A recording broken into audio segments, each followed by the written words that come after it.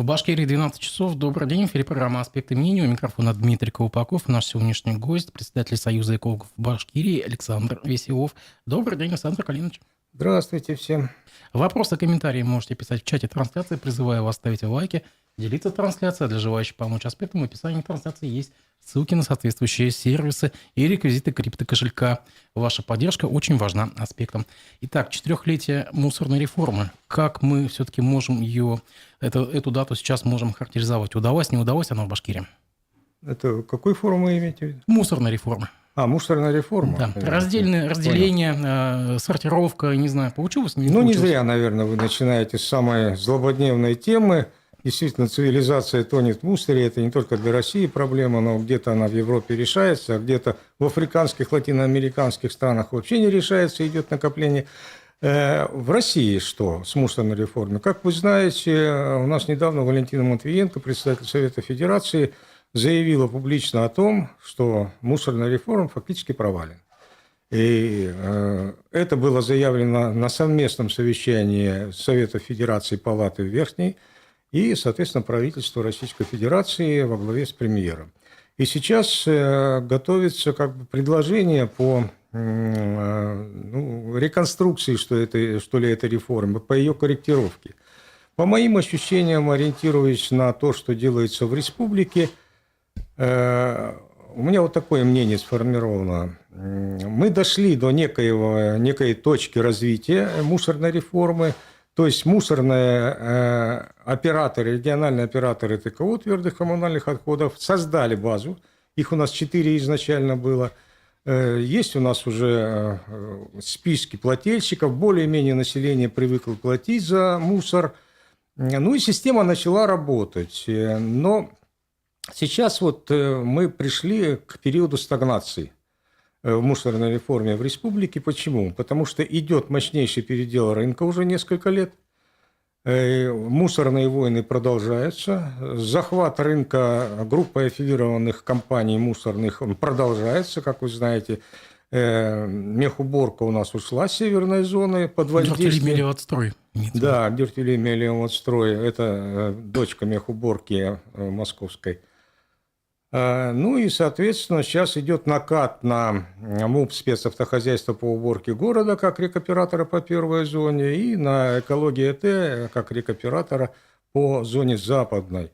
То есть заявляются, причем с привлечением проплаченных, как я так понимаю, общественных организаций, заявлений исков идут в суды против этих зон и против объектов, которые, так сказать, на этой зоне принимают отходы.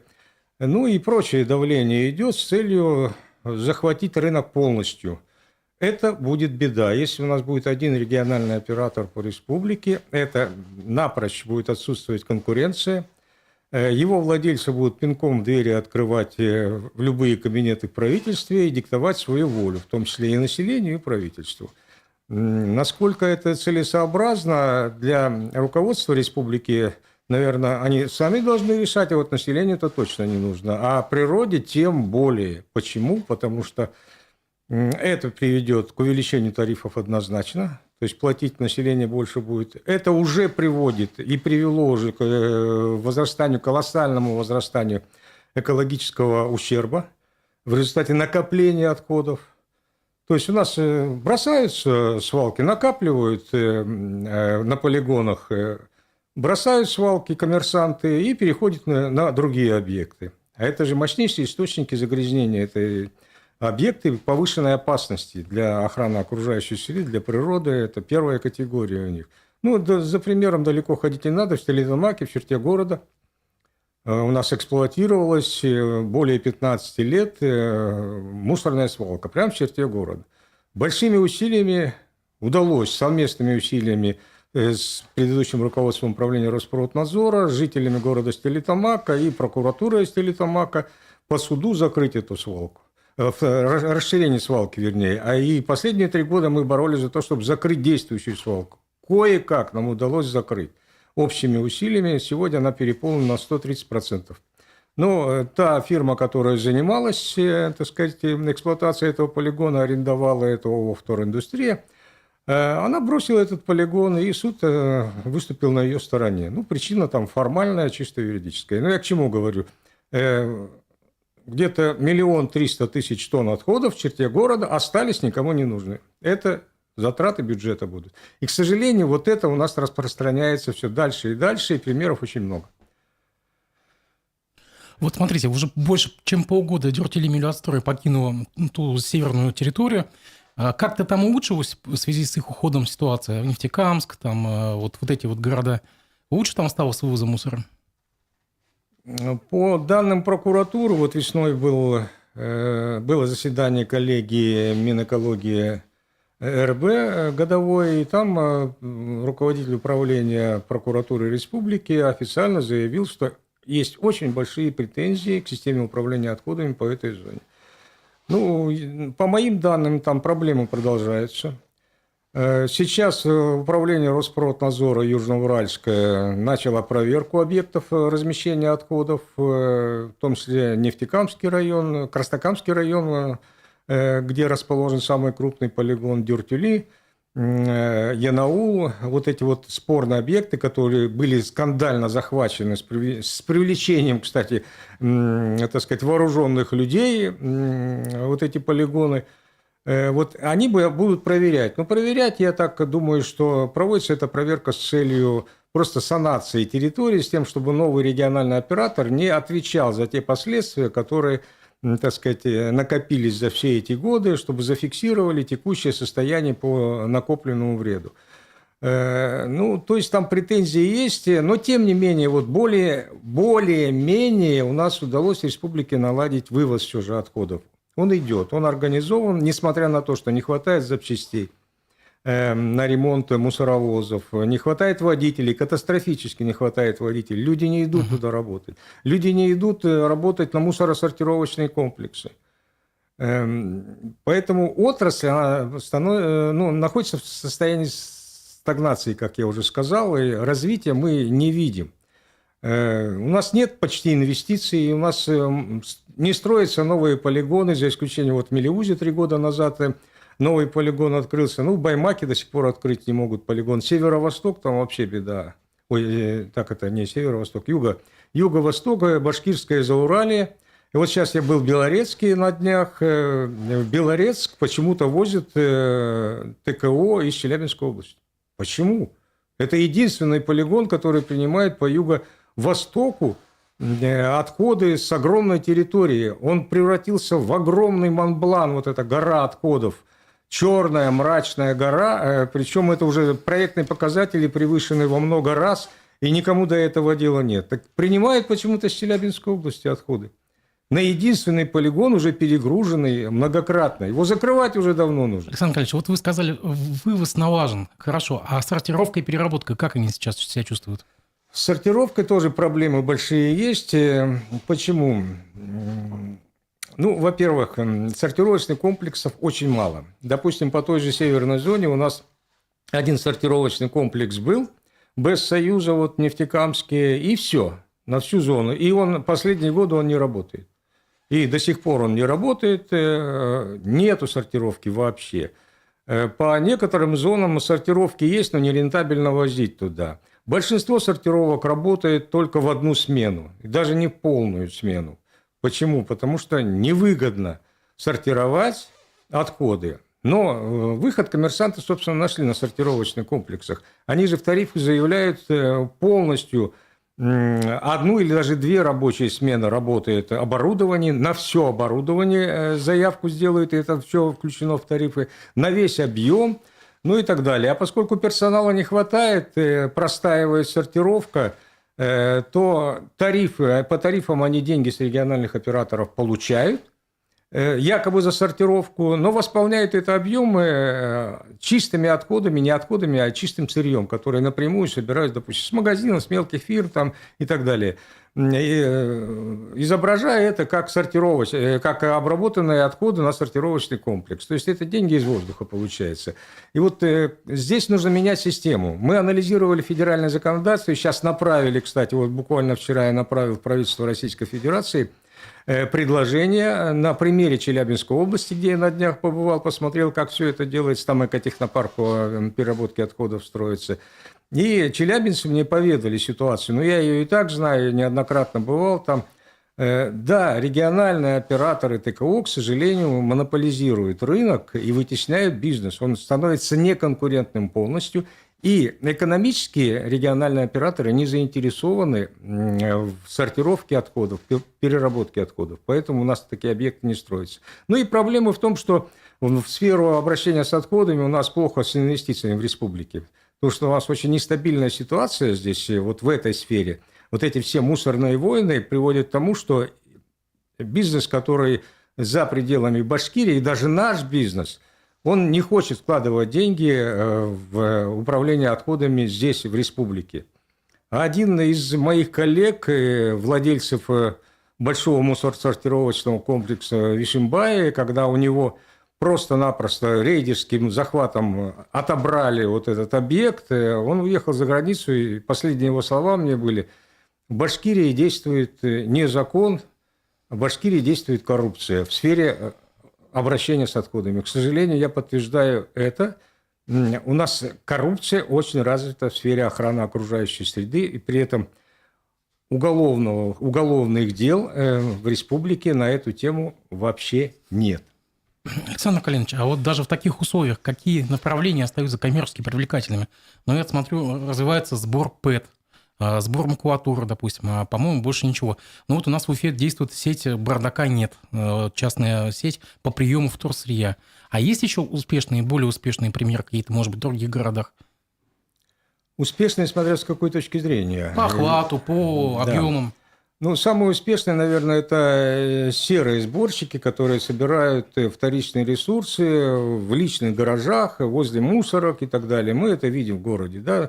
Сеть такая вот приемных пунктов неофициальных, там лицензии нет у людей, учета никакого Ну, это нет. санитары города, по сути. Да, но они за деньги у населения собирают это. В первую очередь собирают платы от электронного лома, от оргтехники. Они содержат драгметаллы. На эти операции, на этот прием отходов нужна лицензия на отходы от Роспроднадзора, нужна лицензия от нашего Минпрома на обращение с черными цветными металлами, и нужна лицензия от пробирной палаты на работу с драгметаллами. Вот этот серый рынок самый успешный сегодня. Почему? Потому что он не платит налоги. Он действует в тени и, соответственно, имеет возможность населению платить какие-то деньги, пусть минимальные. Что еще? По автошинам у нас, к сожалению, так и стагнирует отрасль.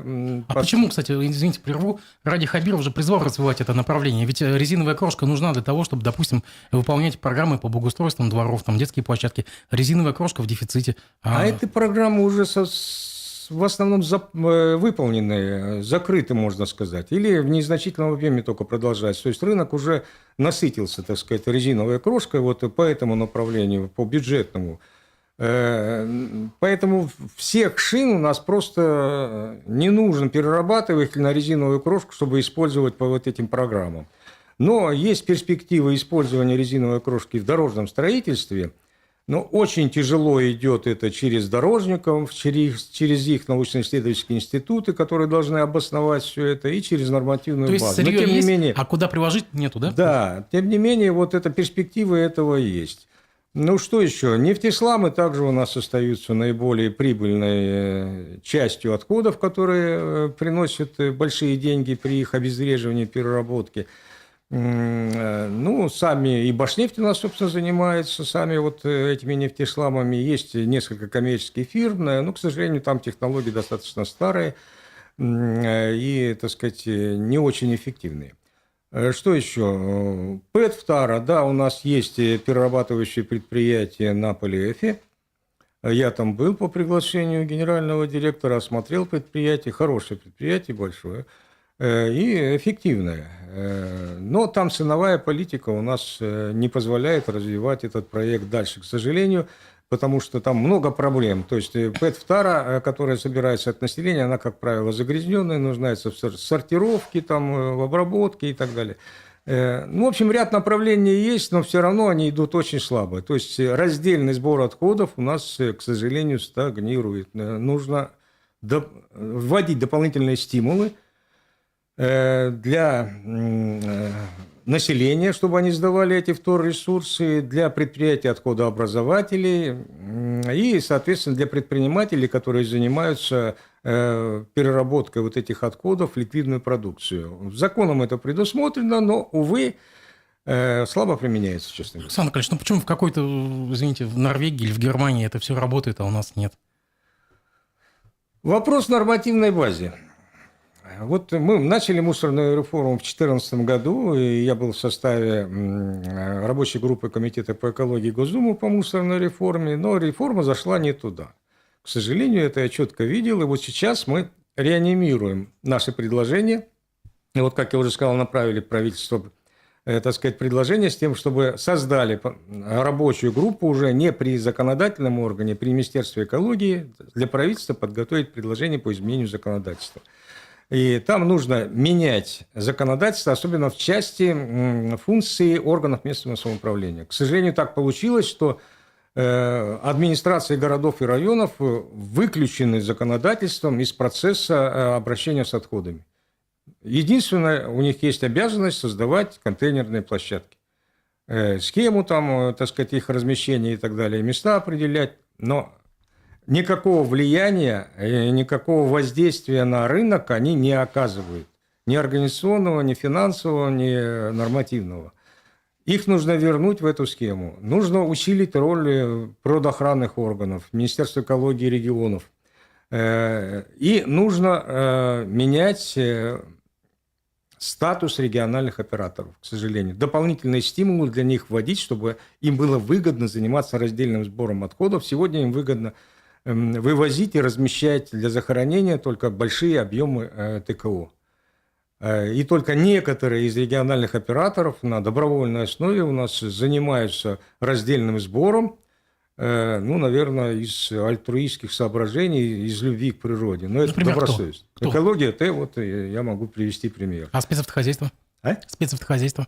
Ну, спецавтохозяйство тоже пытается, но передовик все равно у нас вот запад Башкирии.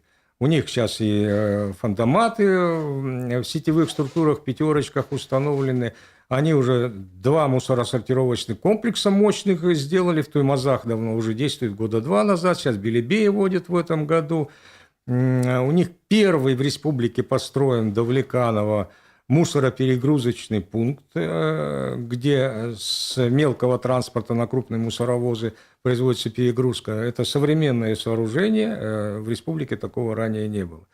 Ну, я могу еще много о них говорить, но вот там как бы идет развитие.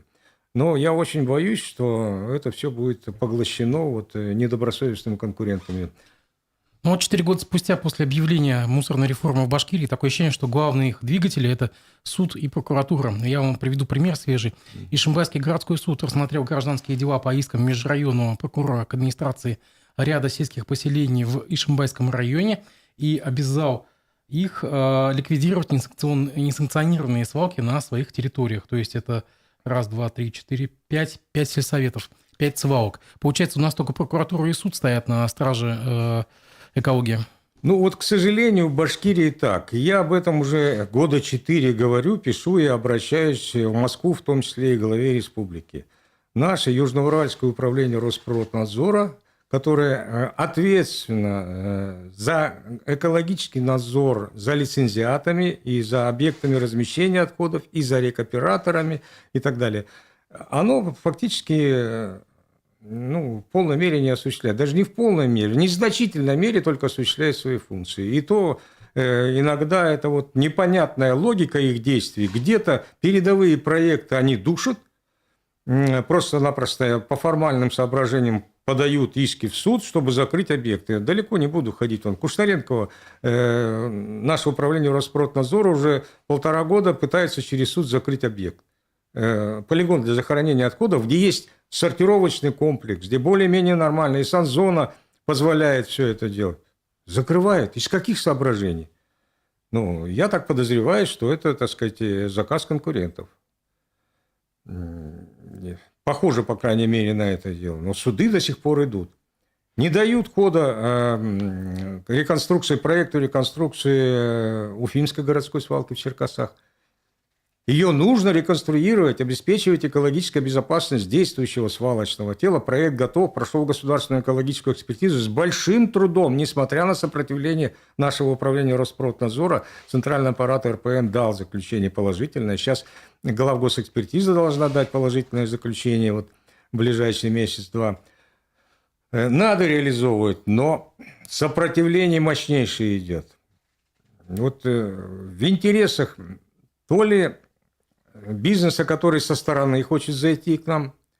Есть у нас три московских организаций. Русэкогрупп, я проверил их учетные данные. Они зарегистрированы 3 года назад в Москве по одному и тому же адресу.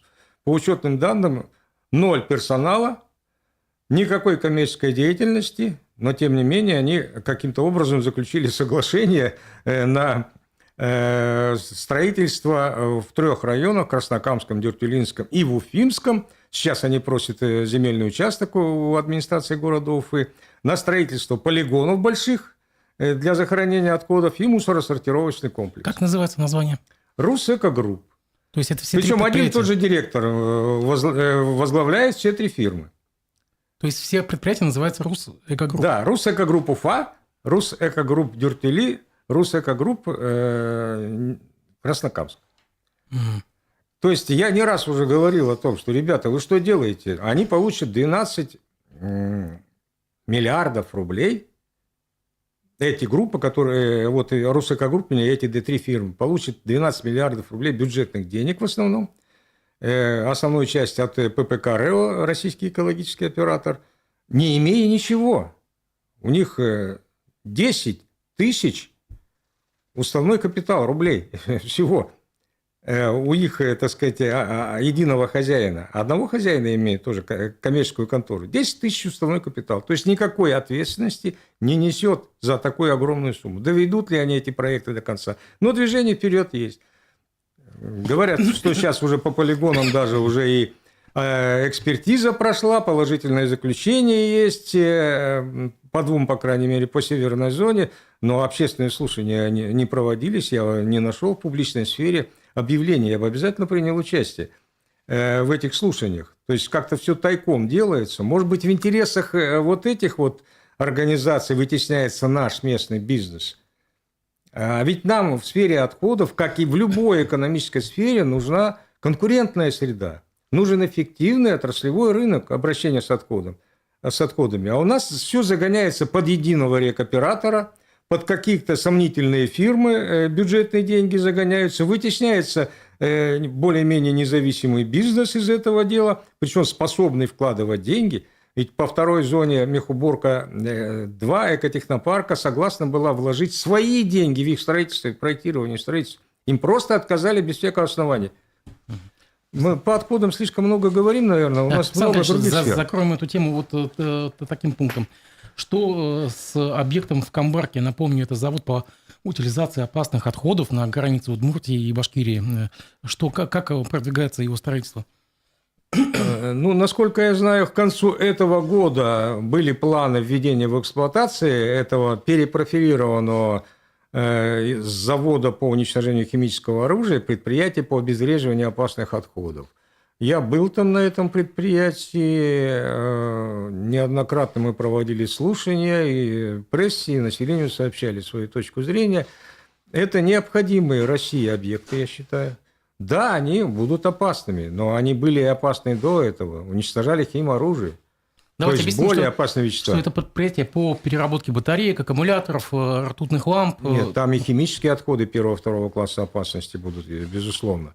То есть их надо куда-то девать. Сегодня это куда идут эти отходы, покрыто мраком тайны. То есть система вообще непрозрачна. У нас нет предприятий по обезвреживанию отходов 1-2 класса опасности в тех объемах, которые у нас образуются. Их, может, какая-то часть только перерабатывается, обезвреживается. Вот генеральный прокурор России в прошлом году, кстати, заявил, что 200 тысяч опаснейших, чрезвычайно опасных отходов просто-напросто потеряли. По учету они есть, а куда они ушли, где они закопаны, никто не знает. Это то, что удалось обнаружить, а что мы не знаем. Ага. Александр Николаевич, давайте перейдем к теме золота. Это все-таки вторая больная проблема для Башкирии. В каком состоянии сейчас золотодобыча после всех известных нам событий, которые дали стимул для пересмотру, скажем даже, я не скажу, что реформе, но пересмотру правил и механизм обращения с золотодобытчиками. Вот, допустим, один вам пример. В Челинском районе возбудили уголовное дело о деградации почвы при незаконном добыче золота под предлогом геологического изучения запасов золота. Об этом сообщают республиканские СМИ. Известно, что в период с марта по октябрь 2023 года компания «Гамма-Строй» незаконно осуществляла деятельность по геологическому изучению запасов на землях лесного фонда за пределами лицензионного участка. И я думаю, что таких примеров много наверняка. Да, этих примеров было достаточно много. Объясняется это, опять же, отсутствием геологического, лицензионного и экологического федерального надзора за недропользованием в Учелинском районе и в других регионах Зауралья. К сожалению, в том числе по золотодобыче. Я на днях буквально ездил в ту сторону, встречался с главой Учелинского района и спросил его, что изменилось после наших совещаний, которые с моим участием в том числе проводились весной этого года в Учелинском районе, выездное заседание правительственной комиссии во главе с вице-премьером республики.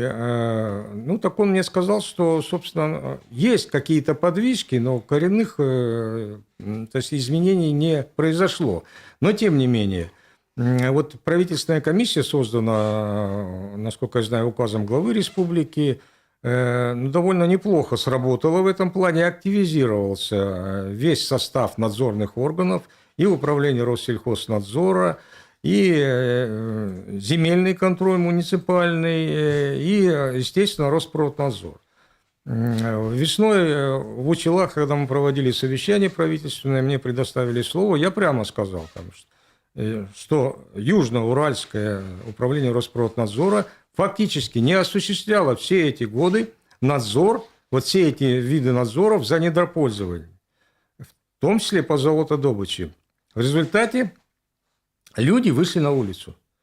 В результате была спровоцирована политическая акция, и не одна причем. До этого были еще протесты против разработки карьеров, как вы знаете, возле Яктыкуля, Сибайский карьер и так далее. Я к чему говорю, что раз нет федерального экологического надзора, люди жалуются. Это основной орган, который отвечает за недропользование, за экологическую часть. Люди, естественно, лишаются пастбищ, загрязняются реки, земли, как-то ограничивают людей в пользовании теми объектами природы, которые они всю жизнь пользовались. А раз нет надзора, значит, меры государством не принимаются. И, честно говоря, местному населению, я тоже с ними встречался, разговаривал, надоело это бездействие, они стали выходить на улицу. Пошли экологические протесты по Зауралью. И это уже за последний год-два, после Куштау это тоже, было активизировано. Результат бездействия надзорного органа, к сожалению. Но требовали-то ведь что люди? Отставки главы республики. А при чем тут глава республики, если отвечает за недропользование у нас конкретный федеральный орган надзора? Вы про баймакские события, я так понимаю? Да, и баймакские события. Но они, давайте так скажем, отставки главы республики не требовали, они требовали немножко другого, да, действительно. Оставить их землю в покое, может быть? Плакаты вы видели? Я сколько видел, там плакаты против руководства республики. Я публично выступил, я говорю, к народу с обращением публично опубликовал свое мнение в сетях, в том числе сказал, что основной виновник – это федеральный надзорный орган. И сейчас ситуация начала меняться. И управление Роспроднадзора уже заявило несколько исков. Один даже, по-моему, выиграли, но еще не оплачен. Пошли уголовные дела. Прокуратура активизировалась действительно. Кстати, я очень, доволен, что работой нашего природоохранного прокурора и прокуратуры республики в целом в сфере экологии, то есть они активно работают по этому направлению. Пошли эти иски, надеюсь, что уголовные дела возбужденные дойдут до суда и получат, соответственно, какие-то приговоры. Кстати, если вы видели программу Ильдара Исангулова «Дознание», по золотодобыче по нашему Башкирскому Зауралью, по Учелинскому району. Он там отмечает факт, что золото добывала даже фирма в Учелинском районе, которая имеет учредителей, мягко выражаясь, в недружественных нам странах, в том числе второй учредитель с Украины, бывший депутат. Ну, это давно известно. Да, уже, да, давно известно. да, но тем не менее как-то это все прошло мимо. И никаких последствий, я удивляюсь. Александр Ильич, между тем, башкирская золотодобывающая компания заявила о начале строительства своего объекта в Учелинском районе. Речь идет о второй очереди проекта под названием «Вскрытие и обработка месторождения Муртыкты подземным способом», сообщает «Правда ПФО». Что-то известно об этом объекте? Что это за месторождение? Ну, наверное, все месторождения, проекты разработки месторождений должны проходить государственную экологическую экспертизу и, соответственно, общественные слушания экологические. Такие слушания на моей памяти не проводились. Мы стараемся отслеживать вот эту информацию. Скорее всего, они проведены тайком, либо протоколы таких слушаний сфальсифицированы. То есть местному населению и органам местного управления по месту реализации такого рода проектов надо поднимать вопросы, почему без учета общественного мнения проводится государственная экологическая экспертиза. Кстати, градостроительная экспертиза тоже должна учитывать общественное мнение и экологическую составляющую. Так что по этому объекту, проекту, вернее, нам ничего не известно. А есть разве жалобы жителей на эту тему? Нет, просто сообщение Южноуральского Росприроднадзора, что проект прошел. Полученное извещение о начале строительства уже. Полученное извещение. Ну, Природнадзор, насколько я знаю, вроде бы возразил. Нет. По этому проекту. Нет, разве? Нет. Он организовал внеплановую проверку, чтобы провести оценку соответствия объекта строительства и проектной документации, но что-то не сообщается о том, что здесь какие-то проблемы. Ну, честно говоря, меня вот убивает непрофессионализм. Я сам профессионал в сфере экологического надзора, 44 года этим занимаюсь, но вот как работают наши надзорные органы, ну, это просто беда. Что ж, давайте немножко поговорим о внутреннем туризме. И вот буквально только что Ради Хабиров в своем телеграм-канале сообщил, что его радуют темпы развития внутреннего туризма, что более почти что половина жителей оставляют свои деньги внутри республики. И действительно мы увидим вот обилие турбаз, кемпингов, вот этих многочисленных новомодных, да, оффреймов и так далее. Хорошо ли это для особо охраняемых природных территорий? Ну, конечно, нехорошо, так скажем. Любое привлечение массового туризма на особо охраняемые природные территории наносит экологический вред и противоречит целям создания ОПТ. Ну, если это, конечно, не природный парк, где в отдельных зонах можно, так сказать, осуществлять туризм, привлечение, так сказать, турпотока. Но, опять же, предел рекреационной нагрузки должен быть на каждого ОПТ. Он не всегда рассчитывается, даже чаще всего не рассчитывается. А где расчеты есть, допустим, по Кандрыкулю, они просто не соблюдаются. То есть невозможно на том же Кандрыкуле, у нас это природный парк, все же ограничить въезд. Точнее, не хотят вызывать недовольство населения тем, чтобы вот у нас все, рекреационная зона переполнена людьми, туристами, мы не можем пускать через пропускные пункты, так сказать, в эту зону. Тогда народ начнет скапливаться перед шлагбаумом и бунтовать, и жаловаться. Да? А с другой стороны, это не только экологический вред. Я вот каждый год езжу на Кандрыкуле, смотрю, ну там настолько много, там сотни машин на узком участке дороги, которые не имеют выходов вообще. То есть, не дай бог, какая-то чрезвычайная ситуация, пожар или еще что-то. При такой плотности машин и людей у нас просто-напросто люди погибнут массово. И какая-то база загорится, там хвойный лес пойдет пал, по одной дороге, заставленной машинами, невозможно будет выехать. Ну, это не только на территории Кандрыкули, на Аслыкуле у нас инфраструктура слабая, честно говоря. Можно сказать, ее нет. Слабо обустраивается и не очень привлекаемое, так сказать, вот это озеро Аслыкуль для туристов, поскольку нет инфраструктуры. Да, по Кандрыкуле я забыл сказать, вот съездил я недавно на озеро Тургаяк, уже не первый раз посмотрел, вот там есть очистные сооружения на всех базах. канализованы базы, поселки. Это, кстати, чистейшее озеро, на второе место после Байкала держит по чистоте. А у нас на Кандрыкуле вообще не канализовано ничего. Это самый посещаемый объект у нас. Ну, наверное, Яктыкуль тоже, но Кандрыкуль наиболее плотный, так сказать, турпоток имеет.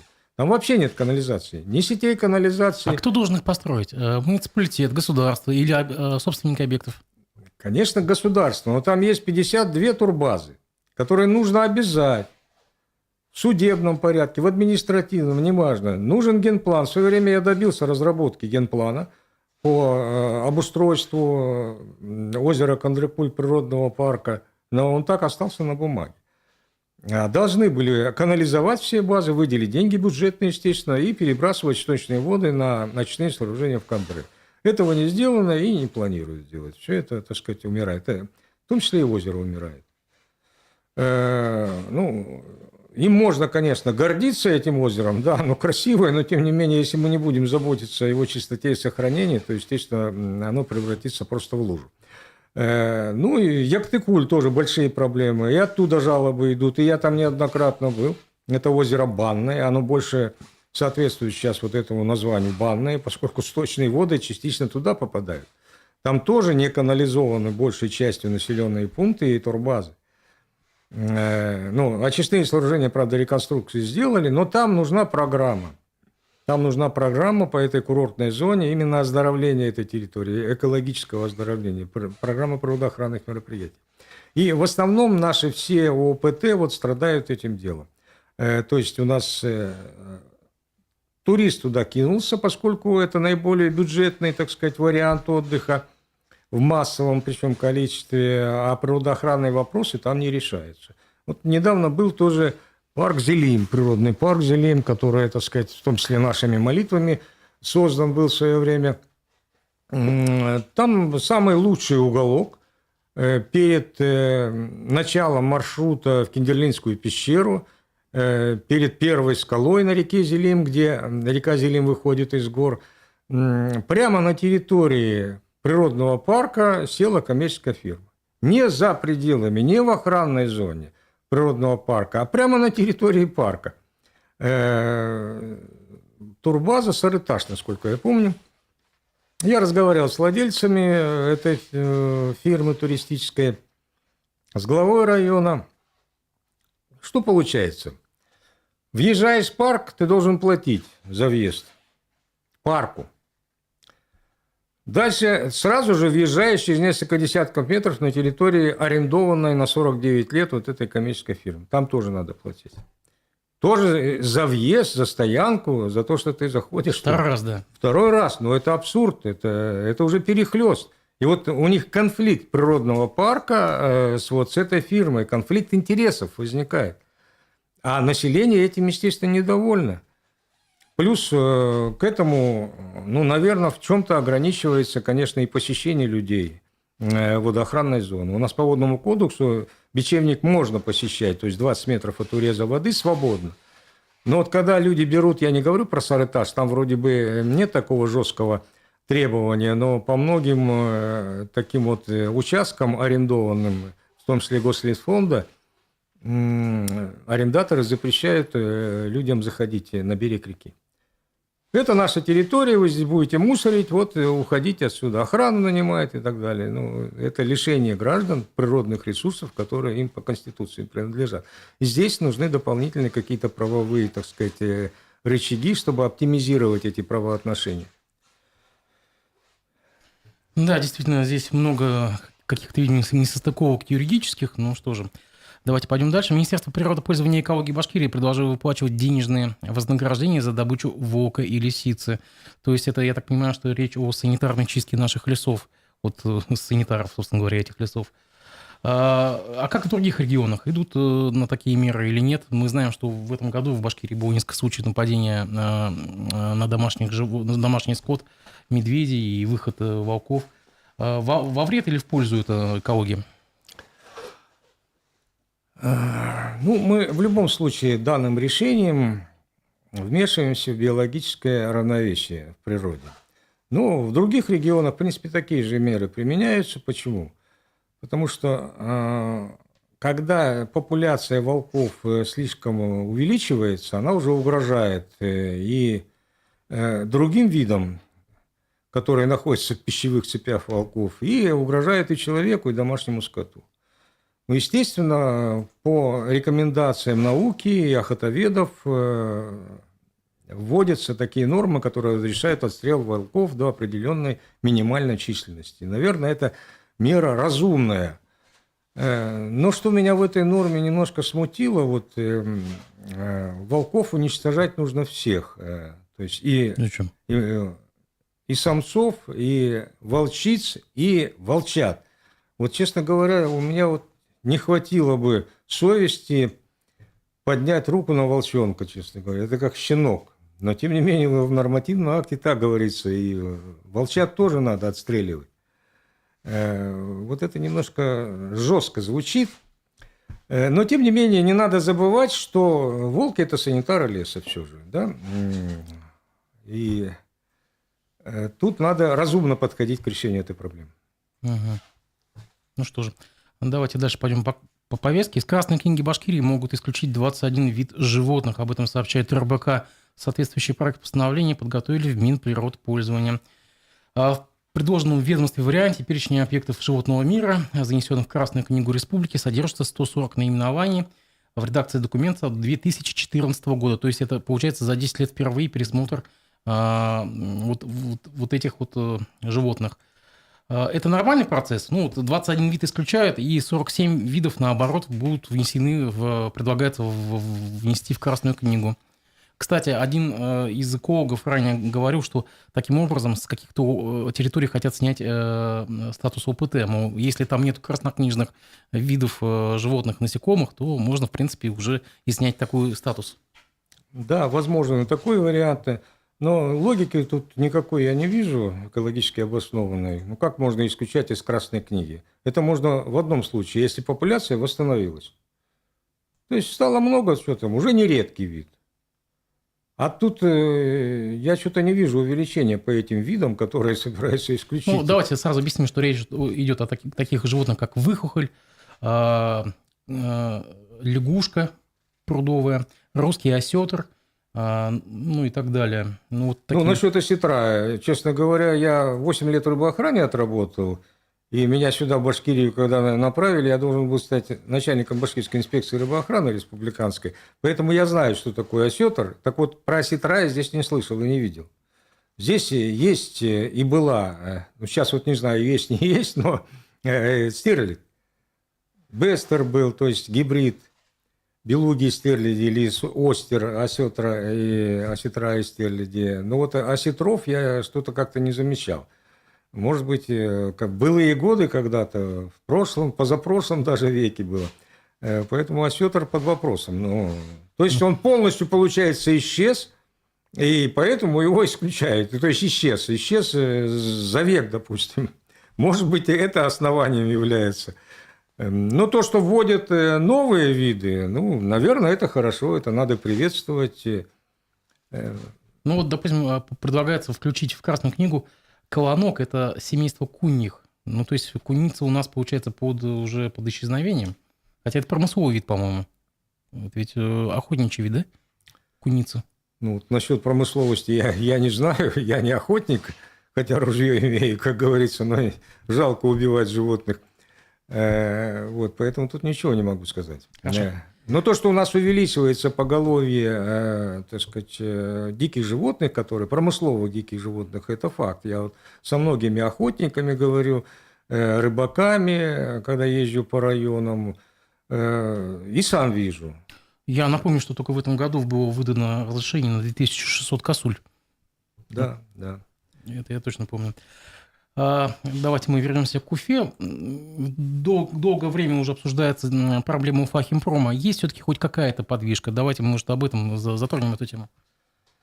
Уфахимпромом мы с 2005 года занимаемся. И единственное, что удалось добиться, это привлечение в качестве потенциального подрядчика по решению этой проблемы федерального экологического оператора Росатома Я проводил переговоры и с руководством федерального экологического оператора, и стыковал нашего министра и Но это еще зимой было. Это замминистра. было еще Да, зимой, то есть, полгода прошло. да, мы переписку вели активную с правительством, с Минэкологией, с Минприроды Российской Федерации. В общем, удалось добиться, что в 50 объектов проекта «Экологическое благополучие России», новый проект, который сейчас только начнет действовать, 50 проектов по ликвидации накопленного вреда Уфахимпром включит.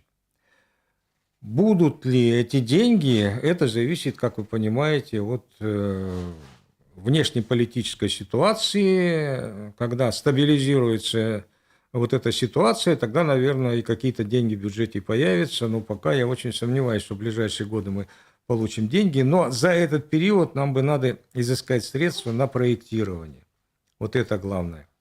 Ну и вопрос по технологиям тоже возникнет. Как там ликвидировать накопленный вред? Там находятся супертоксиканты в почве на глубине до 15, даже 20, некоторые эксперты говорят, метров от уровня земли, в грунтовых водах, поверхностных водах. Проблема очень сложная, нужны технологии. Угу. То есть пока здесь за полгода ничего не изменилось в этой... Нет, радикального ничего не изменилось. Но, насколько я знаю, прокуратура республики подготовила материалы, и есть в планах заявления иска в суд об обязании правительства республики и администрации города Уфы ликвидировать этот накопленный экологический вред. Для чего это предполагается сделать? Чтобы создать правовой прецедент. Есть решение суда, его надо выполнять. Будет решение суда, легче будет, так сказать, получить финансирование на решение этой глобальной проблемы экологической для Уфы и для республики. Но не надо забывать, что у нас еще есть ВНИТИК, который тоже источник диоксинов в Уфе является. Это бывший институт гербицидов. Это тоже зона, источник, так сказать, диоксинов. И в Стерлитамаке бывший каустик. Там тоже источник диоксинов мощный. Про эти объекты никто ничего не говорит, но они менее мощные в разы. Профессор Марсафаров рассказывал у нас в эфире про каустик, что там под цехами там очень много всего, всей этой дряни накоплено. Но Стерлитамак вообще очень проблемный южный промузел с точки зрения экологии. Я уже несколько раз поднимал вопросы, что надо объявлять зону экологического бедствия, как минимум, южным промузел, и решать там экологические проблемы в экстренном порядке. Но если заговорили о Стерлитамаке, вот, допустим, экоактивист Тамара Хабибуллина попросила обязать в суде Росприроднадзор провести государственную экологическую экспертизу проекта перекачки и хранения жидких отходов БСК в Сибайский карьер. Таким образом, убить сразу проблему вот этих белых морей в Стерлитамаке и проблему пожаров в Сибайском карьере. Однако Стерлитамакский городской суд отказался рассматривать эту жалобу, переправив ее в Уфу, заметив, что нужно обращаться по месту нахождения Росприроднадзора. Однако Верховный суд встал на ее сторону и обязал все-таки Стерлитамакский городской суд рассмотреть ее иск. Ну, не знаем пока, чем дело кончилось, но идея сама по себе интересная и прекрасная, мне кажется. Профессор Марсафаров ранее тоже говорил, что, в принципе, там можно было бы решить сразу две проблемы. А вы что думаете по этому поводу? Да, конечно, это очень оригинальное предложение и убивает сразу двух зайцев, действительно, и с точки зрения экологии очень эффективный проект. Но с точки зрения экономики он больших затрат требует. А кто заказчиком должен выступать? У государства на решение проблем, которые созданы Башкирской содовой компанией и Учелинским ГОКом, Уральской горно-металлургической компанией, нет денег на решение. Вот это они должны вот эти проблемы решать. Поэтому разработчикам такого проекта и, естественно, финансирующей организации с одной стороны должна быть Башкирская содовая компания, а с другой стороны УГМК. Пусть они договорятся по долям, профинансируют проектирование, и тогда только можно провести государственную экологическую экспертизу, когда проект будет разработан. Я уже написал в своих комментариях, что экологическую экспертизу самой идеи проводить невозможно, это не предусмотрено законодательством. Да? То есть нужен проект, а проект нужно заставить разработать, как я уже сказал, предприятия, которые создали эти проблемы. А вообще, как вы видите визуально, как это должно быть оформлено? Не знаю, трубопровод или цистернами возить, или как? Да, цистернами, конечно, вы что, это абсолютно, так сказать, невозможно. с экономической точки зрения в первую очередь, естественно, это должен быть какой-то трубопровод. Ну вот он же должен пересекать сотни тысяч коммуникаций, обходить города. В общем, это настолько глобальный проблемный проект, что немножко напоминает отчасти проект поворота северных рек, как когда-то лет 25 назад был. Между Стерлитамаком и Сибаем сколько у нас, если по прямой, от Стерлитамака до Сибая сколько у нас? Не знаю, несколько сотен километров там есть. Это прямо сила Сибири будет, сила Башкирии. Да. Поэтому я думаю, что суд откажет, конечно, но инициатива сама по себе Тамары Николаевны, она очень, так сказать, креативная. И я поддерживаю, когда вот общественники предлагают что-то делать, ну, а чиновники, к сожалению, чаще всего не делают, либо ограничиваются отписками. И, кстати, вот на эту тему, если говорить в целом, ведь почему у нас цивилизация не имеет перспектив развития, и, собственно говоря, я фатально, так сказать, отношусь к будущему цивилизации, потому что и в целом в мире, так сказать, отношения правящих элит, и у нас в России к экологии отношения, я имею в виду, оно такое, как временщик. То есть сегодня я работаю 5 лет, через 5 лет я уйду на другую должность, меня экологические вопросы дорогостоящие не волнуют. Я не буду тратить на это деньги, я не буду принимать решения. То есть риторики у нас в экологии много, заявлений много, все больше понятие экологии входит в нашу жизнь, в рекламу, а конкретных денег за ними не стоит. А если мы не будем тратить деньги на охрану окружающей среды, цивилизация неизбежно погибнет. Неизбежно. Вот я для примера могу сказать. Вот летали, наверное, когда-нибудь в ночное время на самолете. И над Европой, допустим, над Америкой. Вот сплошное море огней. Это что означает? Это населенные пункты. То есть это тысячи квадратных километров покрыты жильем. В каждой квартире, в каждом доме живут люди. Каждому человеку нужно от 200 до 600 литров воды ежедневно. Для санитарных нужд и так далее. Куда сбрасываются сточные воды? Естественно, в реки, в ручьи, в озера и далее в моря. Так вот сейчас уже Черное море, там осталось живой воды 50 метров. По некоторым оценкам, турецкие ученые говорят, 150 метров живой воды, все остальное сероводородная зона. Наши ученые недавно, значит, уже говорят, что уже 50. Почему там ротавирусом все болеют? Поскольку сероводородная зона, зараженная, где много очень, в том числе и возбудитель кишечной инфекции, поднимается наверх. Люди глотают эту воду и получают массовые заболевания ротавирусом и прочим. Так вот, это в Черном море. В океане уже 41% дна океана покрыто мертвой зоной. 41%. То есть вся эта грязь идет туда. И мы вводим в обращение все больше и больше новых вредных веществ, новых химикатов, новые лекарства.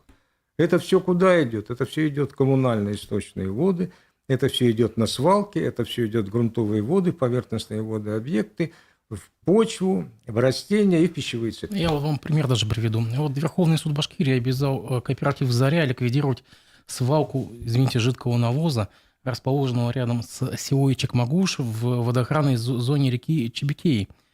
Уже даже решение суда есть по этому поводу. На ваш взгляд, почему эта проблема не решается? Ведь, казалось бы, ведь этот навоз, извините, это же органическое удобрение. Почему нельзя просто эту проблему уже как-то решить? Ведь есть технологии наверняка.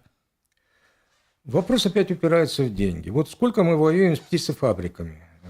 Огромное количество отходов птицефабрик вывозится на поля. Просто кучи. Травят землю. Вот недавно прозвучала информация, судом удовлетворен иск, там 230 миллионов рублей, по-моему, то ли по Уфимской птицефабрике. Их отходы вывозились, но предпринимателям вывозились, который получил за это деньги, вместо обезвреживания просто свалил на поля, чтобы перепахать это все. Но в результате загрязняется и почва, и грунтовые воды, и поверхностные воды. В экономику упирается почему? Потому что нужно выделять большие деньги на природоохранные мероприятия, в том числе на переработку этого навоза или птичьего помета. Если выделять деньги будет птицефабрика или любая там фирма сельскохозяйственная, аграрная, значит, нужно повышать стоимость мясопродукции. Птицы, говядины, ну и так далее. А это означает рост цен, это означает инфляцию. Но, тем не менее, это не говорит о том, что не надо их заставлять. Нужно. Есть резервы, есть законодательство. Но, к сожалению, вот у нас слабо, как я уже сказал, идет процесс экологического надзора за предприятиями. Это и законодательством ограничено, и поэтому и прокуратура за это берется. Но прокуратура действует как? У нас уголовных дел нету. Вот недавно мы совещание в прокуратуре проводили на эту тему. По охране водных ресурсов возбуждено только одно уголовное дело за последние 2 года. Одно уголовное дело доведено до суда, но не знаю, будет ли приговор обвинительным. А это массовые нарушения. У нас все водные объекты в состоянии, в категории грязные, загрязненные, либо очень грязные. Сбросы везде идут. Я к чему говорю, что надо, конечно, и иски заявлять, и взыскивать с предприятия эти иски через суд, этим прокуратура занимается в том числе. И надо и возбуждать уголовные дела. Вот правоохранительные органы у нас слабо работают, не умеют, наверное, применять законодательство. Вот по воде, допустим, мы запланировали на октябрь месяц провести большое такое по ВКСу совещание с ОВД районов и городов с тем, чтобы обучить дознавателей, исследователей, практике применения статей Уголовного кодекса за экологические правонарушения. А их 17 составов в Уголовном кодексе. А уголовных дел у нас очень мало, практически единицы. И в том числе по отходам тоже, кстати. У нас немножко времени осталось. Буквально давайте коротко. В этом году при подготовке к 450-летию Уфы в центре города, почти везде повсеместно были вырублены деревья. Это так называемые американские клены. Кто-то называет, что это сорные, инвазивные растения, да? Поэтому от них надо было избавиться. Тем более они были все в аварийном состоянии. Сейчас мы видим, что на центральных улицах высажены тонкие такие шаровидные липы. Полноценная ли это замена? Справятся ли они, выживут ли они здесь в условиях загазованности, запыленности? И как вы относитесь к такой смене зеленого наряда города? У нас не хватает, до норм мы не дотягиваемся по внутриквартальному озеленению в городе. Вокруг городов лесов много, там мы больше нормы у нас, а вот внутриквартальное озеленение слабенько, к сожалению. Поэтому любая вырубка деревьев, уничтожение скверов, аллеек вот таких, она нежелательна. Когда вырубаются деревья, в каких случаях это делается? Либо по заключению лесопатологической экспертизы эти деревья болеют, либо они уже переросли, как говорится, и становятся потенциально опасными. То есть могут просто обрушиться. Ветра у нас сейчас достаточно сильные, поэтому старые деревья, конечно, нужно удалять, вырубать и садить новые саженцы. Может быть, заменять действительно на более благородные деревья. Я против клена американского ничего не имею, но, тем не менее, липа – это, наверное, лучший вариант. Обновлять лесной фонд в городе нужно, и, наверное, это правильно делается. И вот такая, наверное, завершающая тема. 2 года исполнилось на минувшей неделе, как не стало Михаила Горбачева. Как вы относитесь к его личному вкладу в экологию защиты природы на посту последнего генерального секретаря и первого последнего президента СССР? Что он сделал, что он привнес хорошего, а что может быть плохого? И какие заделы на будущее в плане экологии он сделал? Да, в принципе, я вспоминаю с благодарностью, наверное, президента Горбачева и генерального секретаря, и вообще в советское время для экологии много было сделано. Было более-менее создано рабочее законодательство в сфере охраны окружающей среды. В 90-х годах очень много новых норм появилось в сфере охраны окружающей среды. Поэтому в период осуществления функций Михаилом Сергеевичем Горбачевым принято много нормативных актов, достойных нормативных актов, в том числе базовые законы в сфере охраны окружающей среды. И это собственно, большой задел. Но вот с 2000 года, к сожалению, у нас пошла деградация, деэкологизация законодательства. И она до сих пор идет катастрофическими темпами. Выхолащивается экологическое законодательство. Экологические проблемы обостряются. Экологически обусловленная заболеваемость населения растет, а законодательство, к сожалению, теряет свою действенность, ну, то есть лишают механизмов влияния и населения на природоохранную деятельность, и органов местного самоуправления, и в целом экологическая политика, она стала какой-то довольно беззубой. Что ж, спасибо вам большое, Александр Калинович. Я благодарю вас за то, что вы нашли время прийти в эфир. Я напомню, что в 13:30 у нас будет экономист Рустем Шаяхметов. Пожалуйста, оставайтесь с нами. С вами, надеюсь, мы увидимся в ближайшем будущем при более хороших новостях. Спасибо вам большое. Всего доброго.